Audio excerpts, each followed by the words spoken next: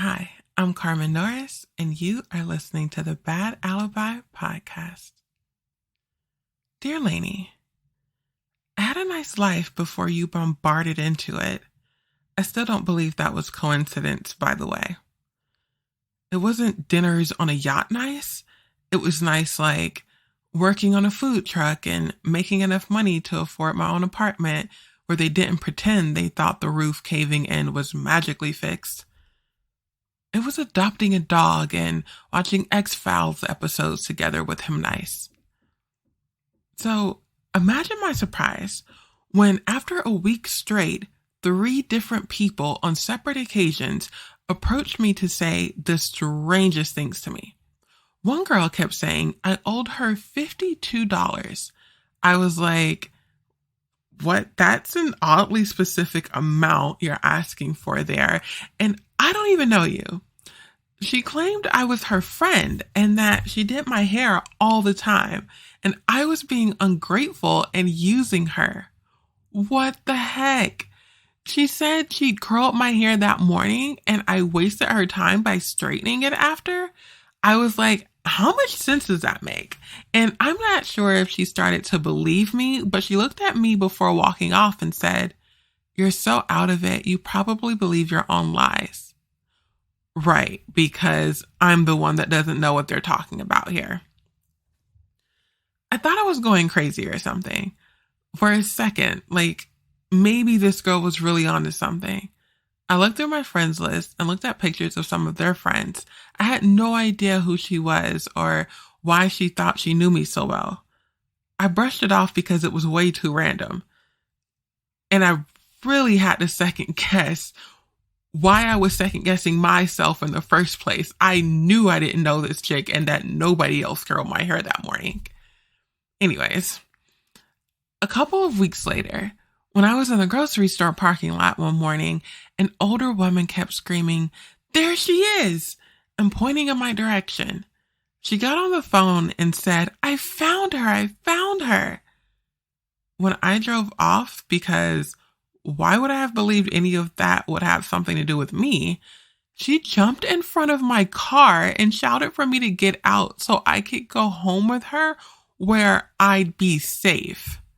Of course, I freaked out. And I'm me, so when I tried to grab the pepper spray, I was too afraid to roll the window down or think clearly and pepper sprayed the window.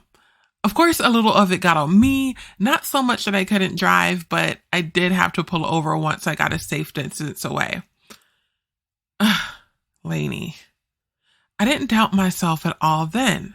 I was like, nope. The way she acted, she probably needs to visit so people can see who all she has in her basement. What if she was able to grab me or something? Nearly pepper spraying myself would have made it a whole lot easier.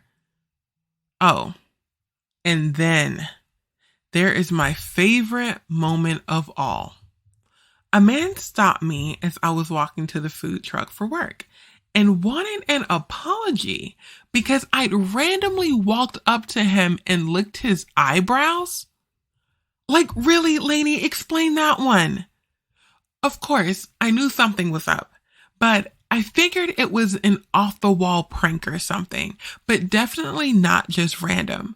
I really knew something was going on when my boss was truly shocked to see me on the truck when he just passed by me smoking outside. I don't smoke. Then I saw you. It was during the midday madness when everyone was lined up around the block to get food from us, and hiding in the line, I saw what I brushed off as some weird reflection or just me being so focused I was misreading things.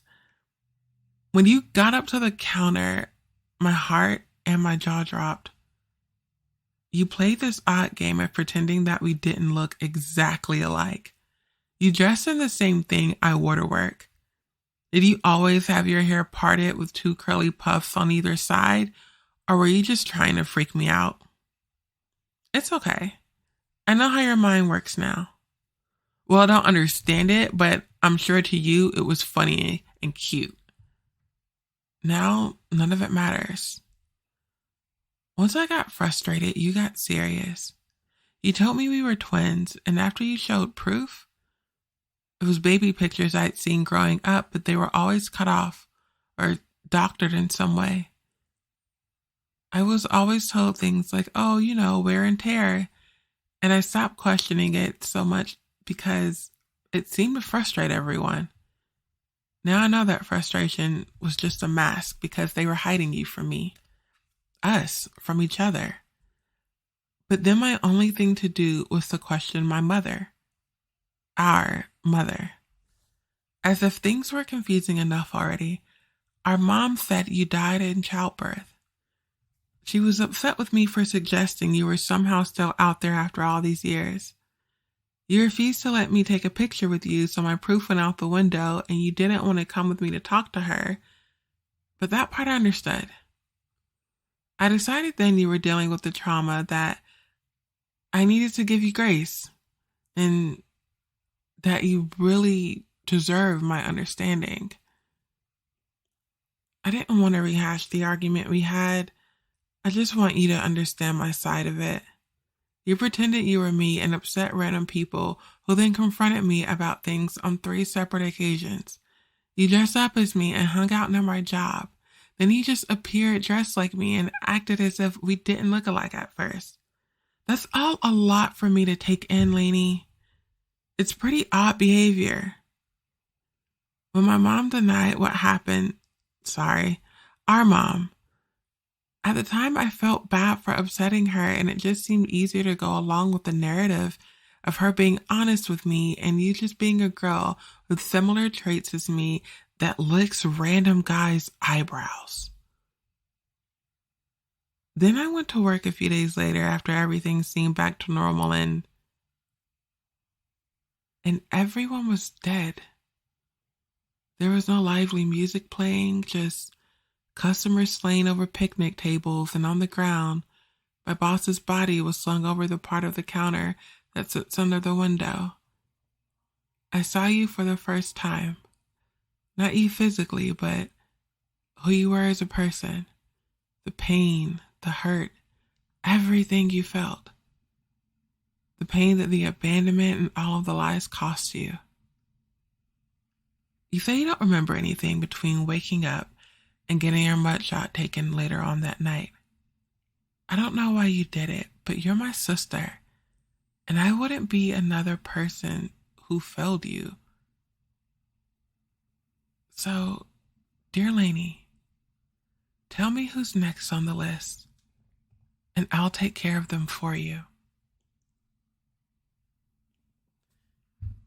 Hi, y'all. Thanks for listening to another episode of the Bad Alibi podcast. I really appreciate you guys. Be sure to keep up with me on social at author Carmen Norris. Also, be sure to get alerts wherever you listen to this podcast so that you always know when I put out a new episode. I really appreciate you guys.